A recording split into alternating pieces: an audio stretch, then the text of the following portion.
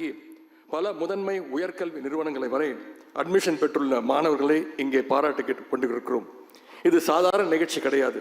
நம்முடைய மாண்பு முதலமைச்சர் அவர்கள் தலைமை நடைபெறுகின்ற தமிழ்நாட்டுடைய கல்வி திருவிழான்னு சொல்லலாம். இன்னும் சொல்லப்போனால் அறிவு திருவிழா என்று சொன்னால் அது மிக மிக பொருத்தமாக இருக்கும். இந்தியாவிலேயே இன்றைக்கு தமிழ்நாடு பள்ளி கல்வித்துறை எண்ணற்ற சாதனைகளை படைத்துக் கொண்டிருக்கிறது. தமிழ்நாட்டை பொறுத்த வரைக்கும் இன்னைக்கு நேற்றில் சங்ககாலம் முதலே தமிழர்கள் கல்வியில் சிறந்து விளங்கி கொண்டுதான் வந்தார்கள். ஆனால் இடையில் ஏற்பட்ட சில வரலாற்று சூழ்ச்சிகளால் தமிழ் மக்களுடைய கல்வி தடை ஏற்பட்டது. தடைப்பட்டதுன்னா அது ஏதோ தானாக ஏற்பட்ட தடை அல்ல. கல்வி நமக்கு தடுக்கப்பட்டது, கல்வி உரிமை தடுக்கப்பட்டது. அப்படி தடுக்கப்பட்ட அந்த கல்வி உரிமையை மீண்டும் பெற்றுக் கொடுப்பதற்காக உருவாகின இயக்கம்தான் திராவிட இயக்கம். அப்படி போராடி பெற்ற கல்வியை எப்படியாவது பறிச்சிடலான்னு அப்போது முதல் இப்போது வரை தொடர்ந்து சூழ்ச்சிகளை பலர் செஞ்சுக்கிட்டே வராங்க.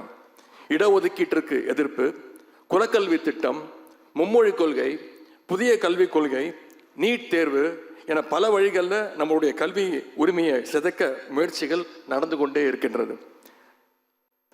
ஒவ்வொரு காலகட்டத்திலையும் அந்த தடைகளை எல்லாம் தகர்த்தெறிந்துதான் நம்ம இன்னைக்கு தமிழ்நாடு இந்த நிலைமைக்கு முன்னேறி இருக்கின்றோம்.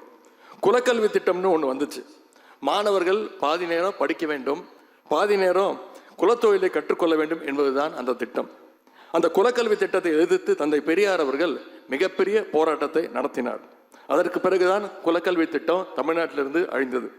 இப்போது புதிய கல்விக் கொள்கை என்ற பெயரில் ஒடுக்கப்பட்ட பிற்படுத்தப்பட்ட சமூக மாணவர்களை கல்வியிலிருந்து வெளியேற்றுகின்ற அந்த திட்டத்தை இன்னைக்கு ஒன்றிய அரசு கொண்டு வந்திருக்கிறது. தமிழ்நாட்டில் புதிய கல்விக் கொள்கையை செயல்படுத்த மாட்டோம் என்று இன்னொரு வாழும் பெரியாராக போர் முரசு கொட்டியவர் தான் நம்முடைய மாண்பு முதலமைச்சர் அவர்கள்.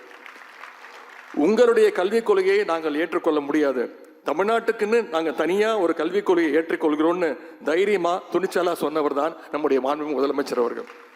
இதோ இன்றைக்கு இந்த மேடையில் தமிழ்நாட்டுடைய புதிய கல்விக் கொள்கை இங்கே வெளியிடப்பட்டிருக்கிறது.